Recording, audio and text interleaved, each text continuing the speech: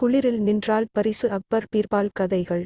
ஒரு நாள் இரவு நேரத்தில் அக்பரும் பீர்பாலும் உரையாடிக் கொண்டிருந்தார்கள். குளிர் அதிகமாக இருந்ததால் சால்வையை இறுக்கமாக இருவரும் போர்த்திக் கொண்டிருந்தனர். அப்படியும் குளிர் அக்பரை மிகவும் வாட்டியெடுத்தது. அக்பர் பீர்பாலை பார்த்து, பீர்பால், இந்த குளிரின் கொடுமையை பார்த்தீரா? எதிரிகளுக்கு அஞ்சாத நெஞ்சம் இருந்தும் இந்த குளிருக்கு அஞ்சாமல் இருக்க முடியவில்லையே. இந்த குளிரை பொருட்படுத்தாமல் யமுனை ஆற்றில் ஒரு இரவு முழுக்க கழுத்தளவு நீரில் யாராலும் நிற்க இயலுமோ அவ்வாறு நின்றால் அவர்களுக்கு 1000 பொற்காசுகள் பரிசாக வழங்கலாம் என்றார். அரசே, சிங்கத்தின் முடியை கூட கொண்டு வந்துவிடலாம். ஆனால் நடுங்கும் குளிரில் இரவு முழுவது ஆற்றில் நிற்பது என்பது சாதாரண காரியமா என்றார் பீர்பால்.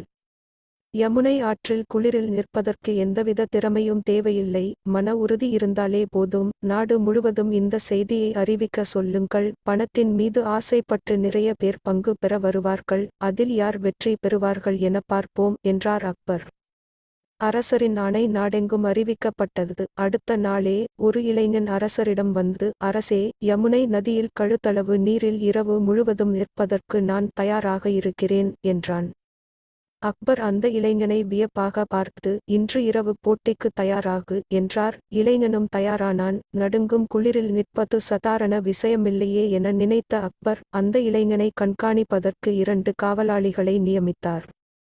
யமுனை ஆற்றில் வெற்று உடம்புடன் இறங்கினான் இளைஞன். கழுத்தளவு வரை நீர் உள்ள இடத்தில் நின்று கொண்டான். உடல் மிகவும் நடுங்கியது. குளிர் வாட்டியது. அவனால் தாக்குப்பிடிக்க முடியவில்லை. ஆனாலும் பரிசாக கிடைக்கப் போகும் 1000 பொற்காசுகளை எண்ணி பார்த்தான். பொது தெம்பு வரவே இரவு முழுவதும் கண் விழித்து நின்று கொண்டிருந்தான். பொழுது விடிந்தது. வெயில் மேனியில் பட உடல் சீரான நிலைக்கு வந்தது. 1000 பொற்காசுகளை பெறப்போகிறோம் என்ற மகிழ்ச்சியில் ஆற்றை விட்டு மேலே வந்தான். அவனை காவலாளிகள் மன்னரிடம் அழைத்து சென்று இரவு முழுவது இளைஞன் கழுத்தளவு நீருக்குள் நின்றதை கூறினார்கள்.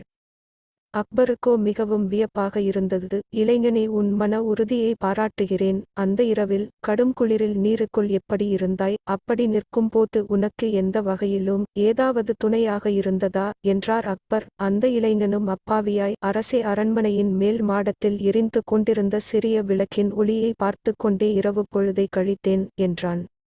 இளைஞனே, அதானே பார்த்தேன். நடுங்கும் குளிரில் தண்ணீருக்குள் எப்படி உன்னால் இருக்க முடிந்தது என்று இப்பொழுது புரிகிறது. உன் குளிரை போக்க அரண்மனையிலிருந்து வீசிய விளக்கின் ஒளி உனக்கு உதவி செய்திருக்கிறது. அந்த சூட்டில் தான் இரவு முழுவது நின்றிருக்கிறாய். எனவே உனக்கு 1000 பொற்காசுகள் கிடையாது என்றார். பரிசுத்தொகை கிடைக்கவில்லை என்றதும் அந்த இளைஞன் மிகவும் ஏமாற்றத்துடன் திரும்பி சென்றான். பீர்பால் அவனைக் கண்டு என்னவென்று விசாரிக்க, இளைஞனும் பீர்பாலிடம் எல்லாவற்றையும் சொன்னான். பீர்பால் அவனுக்கு ஆறுதல் கூறி பரிசு தொகையை கிடைக்க உதவி செய்வதாக உறுதியளித்தார். சில நாட்களுக்குப் பிறகு அக்பர் வேட்டையாட புறப்பட்டுக் கொண்டிருந்தார். பீர்பாலை தம்முடன் அழைத்து செல்ல எண்ணிய அக்பர் காவலாளியை கூப்பிட்டு பீர்பால் வீட்டுக்கு சென்று அழைத்து வரச் சொன்னார். பீர்பால் தன்னை தேடி வந்த காவலாளியிடம் தான் சமையல் சென்று கொண்டிருப்பதையும் சாப்பிட்டு விட்டு வருவதாகவும் கூறினார். நீண்ட நேரம் பீர்பாலுக்காக அக்பர் காத்திருந்தார். பீர்பால் வரவில்லை. மிகவும் கோபமடைந்த அரசர் பீர்பாலின் வீட்டுக்கு சென்று பார்த்துவிட்டு வரலாம் என புறப்பட்டார். பீர்பால் வீட்டில் ஒரு பாத்திரத்தில் அரிசியை போட்டு தண்ணீர் ஊற்றி வைத்திருந்தார். பாத்திரத்திலிருந்து 10 அடி தூரம் தள்ளி அடுப்பை வைத்திருந்தார். அடுப்பில் விறகுகள் கொழுந்துவிட்டு எரிந்து கொண்டிருந்தது. இதை கண்ட அக்பருக்கு ஒன்றும் புரியவில்லை. பீர்பாலிடமே கேட்டார். பீர்பால், தாங்கள் என்ன செய்து கொண்டிருக்கிறீர்கள்? அக்பர், அரசே, சமையல் செய்து கொண்டிருக்கிறேன். பீர்பால், உமக்கு என்ன மூளை குழம்பி விட்டதா? பாத்திரம் ஒரு பக்கம் இருக்கிறது, அடுப்பு ஒரு பக்கம் இருக்கிறது, அதில் எப்படி சோறு வேகும் என்றார் அக்பர் கோபத்துடன்.